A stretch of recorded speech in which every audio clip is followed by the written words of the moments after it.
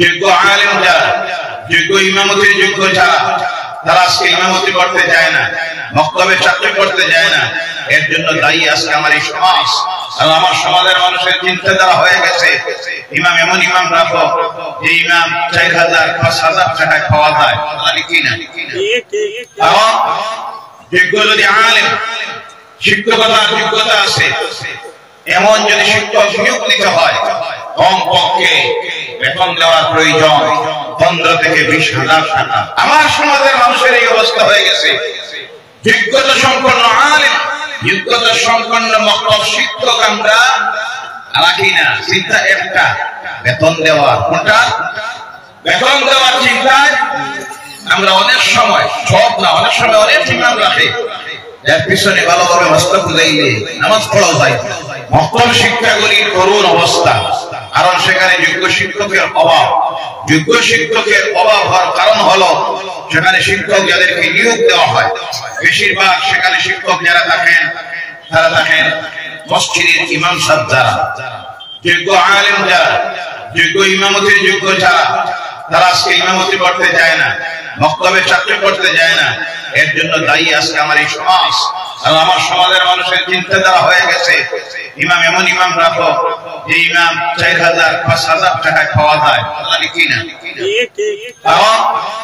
যোগ্য যদি আলেম, শিক্ষকতার যোগ্যতা আছে, এমন যদি শিক্ষক নিয়োগ দিতে হয়, কমপক্ষে বেতন দেওয়ার প্রয়োজন 15 থেকে 20,000 টাকা, কি না?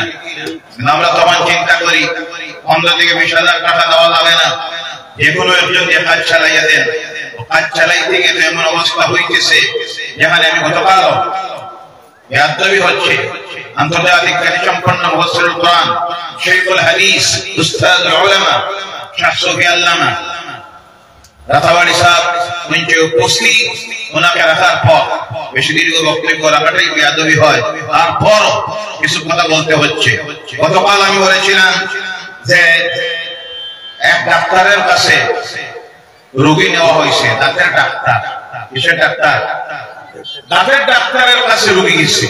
কেমন ডাক্তার দেখেন, ডাক্তার কিভাবে হইলে রোগীর অবস্থাটা কি হয়। ডাক্তারের কাছে রোগী নেওয়া হয়েছে, ডাক্তার হলো দাঁতের ডাক্তার। রোগী গেছে 4 জন, কয়জন? 3 জন বাইরে বসেছে, একজন ভিতরে গেছে। যাওয়ার পরে ডাক্তার বলল আমার ভিজিট হইল 10 টাকা। কয় টাকা? রোগীও গেছে, ভাবছে এমন তো ডাক্তার আছে কি যেখানে 10 টাকায় দাঁত দেখানি যায়। কয় টাকা? 10 টাকা ভিজিটের ডাক্তারের কাছে যখন গেছে, যাওয়ার পরে ডাক্তার দাঁত উপরে ফেলবে, ফেলতে গিয়ে যে দাঁতটা রূপ সেই দাঁতটায় না ধরে, ভালো একটা দাঁতে যখন প্লাস দিয়ে ধরছে, কি দিয়ে ধরছে? প্লাস দিয়ে ধরছে। রোগীর তো এমন চিৎকার চেঁচামেচি শুরু হয়েছে।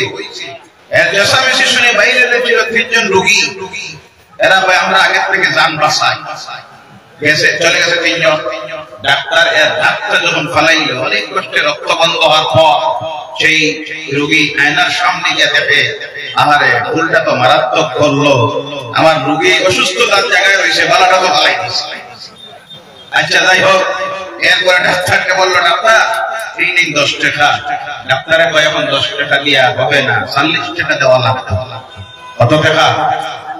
40 টাকা। কেন? তোমার দাঁত ফালানির চিৎকারে আমার 3 জন রোগী গেছে গিয়া 40 টাকা বার করে দে। আর আফসোস করে আহারে আগে যদি 40 টাকার ডাক্তারের কাছে যাইতাম তাহলে বালা দাঁতটাও রইতো, দিলাম তো দিলাম 40, বালা দাঁতও গেল। আমার সমাজের মানুষের এই অবস্থা হয়ে গেছে। যোগ্যতা সম্পন্ন আলেম, যোগ্যতা সম্পন্ন মক্তব শিক্ষক আমরা রাখি না। চিন্তা একটা, বেতন দেওয়ার। কোনটা?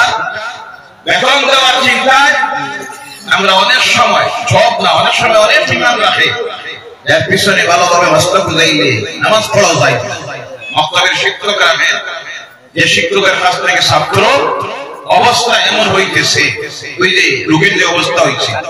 এর জন্য মক্তব শিক্ষার প্রতি গুরুত্ব দিবেন। যোগ্য শিক্ষক রাখুন, যোগ্য ইমাম মসজিদে রাখুন, চিন্তাধারা এটাই রাখবেন। এদের মাধ্যমে, মক্তব শিক্ষার মাধ্যমে আমার সমাজের জাতি ছেলে মেয়েদের কাছে ইসলামের শিক্ষা গিয়ে পৌঁছে, সেটা আজকে গুরুত্ব না দেওয়ার কারণে আমাদের ছেলেমেয়েরা শিক্ষিত হচ্ছে না।